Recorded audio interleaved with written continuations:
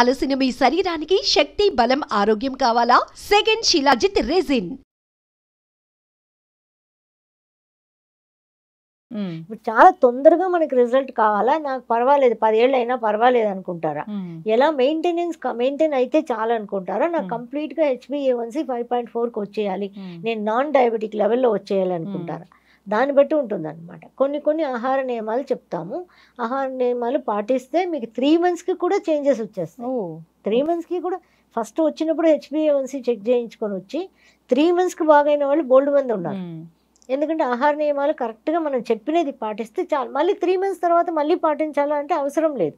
మీరు అంటే మెయింటెనెన్స్ అక్కడి నుంచి కూడా ఇప్పుడు కొంతమందికి రైస్ తీసుకోవద్దు ఒక 1 monthకి అని చెప్తాం. మధ్యాహ్నం పూట దానికి బదులుగా ఓట్స్ ఉడికించేసి తినమని చెప్తాం, అన్ని కూరలన్నీ వేసుకొని. ఎండు కారం వాడొద్దు అని చెప్తాం, ఎండు కారం వాడద్దు, ఎండుమిర్చి వాడద్దు, అన్నీ కూడా 3 months వరకే. మళ్ళీ జీవితకాలం ఏం కాదు. అది 1 monthకే వాళ్ళకి తేడాలు వచ్చేస్తాయి. అంటే అసలు షుగర్ కి కారంకి ఏం సంబంధం ఉంది? కారం ఎయిర్ ఎనర్జీని కూడా మనం అక్కడ బ్యాలెన్స్ చేయాలి. ఎయిర్ ఎనర్జీ ఒగరు కారం ఉంటుంది కాబట్టి దాన్ని కూడా మనం అక్కడ ఎనర్జీ వైజ్ కు బ్యాలెన్స్ చేయాలి. పులుపు కూడా బ్యాలెన్స్ చేయాలి. పులుపు అంటే మనం చింతపండు పులుపు తీసుకోవద్దు అంటాం ఈ పర్టికులర్ టైం వరకే. మళ్ళీ లెమన్ తీసుకోవచ్చు, టమాటో తీసుకోవచ్చు. ఆ పులుపు మనం ఉసిరికాయ ఈ పులుపు అన్ని కూడా మనం వాడచ్చు అనమాట. ఎండు కారం వద్దు. మళ్ళీ పచ్చిమిరపకాయ కారం కూడా కొంచెంగా కావాలంటే వాడుకోండి అంటాం. అసలు పూర్తిగా కారం లేకుండా ఉంటే మంచిది. సో కారము పులుపు ఆ రెండు మాత్రం లేకుండా ఉన్నప్పుడు మళ్ళీ లెమన్ పిండుకొని తాగొచ్చు మీరు. సో దీనికి ఒక డైట్లన్నీ కొన్ని ఇస్తామన్నమాట. మార్నింగ్ లేవగానే నిమ్మకాయ వాటర్, వేడి నీళ్ళలో నిమ్మకాయ వాటర్, తర్వాత కొంచెం మెంతి వాటర్ ఒక పావు గంట తర్వాత నూలుకోలు అంటారు ఒక వెజిటబుల్. ఆ నూలుకోలు అండ్ దొండకాయ రెండు కలిపిన జ్యూస్. నూలుకోలు అంటే తమిళ్లో అంటారా? తమిళ్లోనే, తెలుగులో కూడా అంతే. ఇక్కడ వెజిటబుల్ దొరకట్లా, అది అసలు ఎక్కడ చూసినా దొరకట్లా.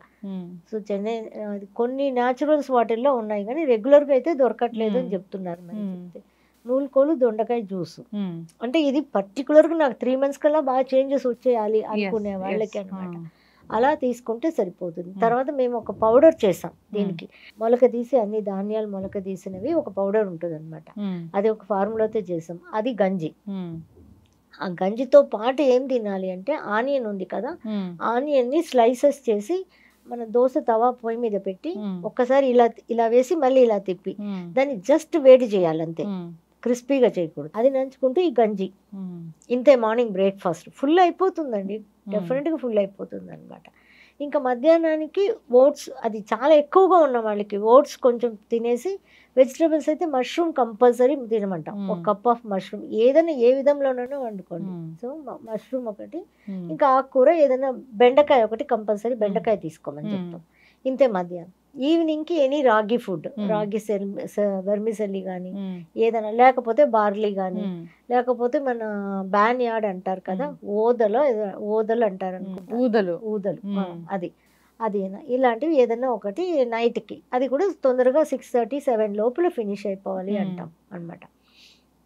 ఈ ఫుడ్ ఆహారాలు పాటిస్తే పల్స్ బ్యాలెన్సింగ్తో పాటు 3 months కల్లా నార్మల్కి వస్తారు. 3 months కల్లా. ఇవి నేను పాటించలేను అనే వాళ్ళు ఓన్లీ పల్స్ బ్యాలెన్సింగ్ చేసుకుంటాను అన్న నార్మల్కి వస్తారు. It will take its own time. 3 monthsకి ఒకసారి వాళ్ళని HbA1c మాత్రం చెక్ చేయించుకొని రమ్మని చెప్తాం అనమాట. షుగర్ అంటే అసలు ఖచ్చితంగా డైట్ అనేది పాటించాల్సిందే. అది కూడా మనం జీవితకాలం పాటించమని చెప్పట్లేదు. ఆ 3 months కంప్లీట్ అయిపోయిన తర్వాత మళ్ళీ కొంచెం కొంచెంగా మీరు నార్మల్ ఫుడ్కి వచ్చేయచ్చు, ఇంకేం ప్రాబ్లం. ఎక్సర్సైజ్లు అవన్నీ చేసుకుంటూ పల్స్ బ్యాలెన్సింగ్ చేసుకుంటూ నార్మల్ ఫుడ్కి వచ్చేయచ్చు. ఆ కొద్ది రోజులు పాటించడమే కష్టం. 1 monthకి చాలా మంచి తేడాలు తెలుస్తాయి. అసలు చెప్పాలంటే 15 days నుంచే తెలిసిపోతాయి తేడా అనమాట ఈ డయట్ వాడుతున్న వాళ్ళకి. దీనిలో మనకి బాడీకి మనకి అందరికి తెలియంది ఏంటంటే ఎందువల్ల వస్తుంది, ఇన్సులిన్ సెక్రెట్ కావట్లేదు అనుకుంటున్నాం ప్యాంక్రియాస్. కానీ ప్యాంక్రియాస్ ఇన్సులిన్ సెక్రెట్ చేయకపోవడానికి మినరల్స్, చాలా రకమైన మినరల్స్ వచ్చి తక్కువగా ఉండడం బాడీలో.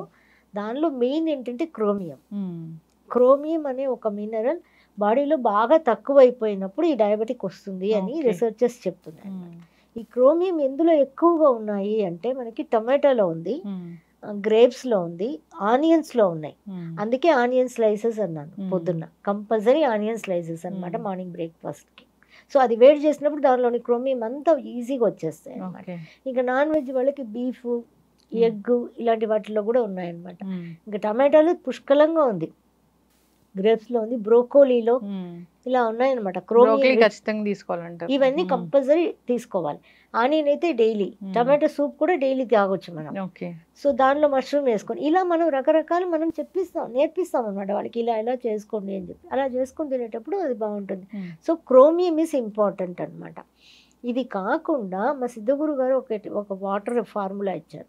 అది ఏంటి అంటే, మనం వాటర్ తీసుకో, 1 లీటర్ ఆఫ్ వాటర్కి మెంతులు మొలక తీసుకోవడం తెలుసు కదా. మెంతులు నానబెట్టేసి ఏదైనా ఒక గుడ్డలో కట్టి పెట్టినా, ఒక మెంతులు బాక్సులు వేసినా అది మొలక వస్తుంది.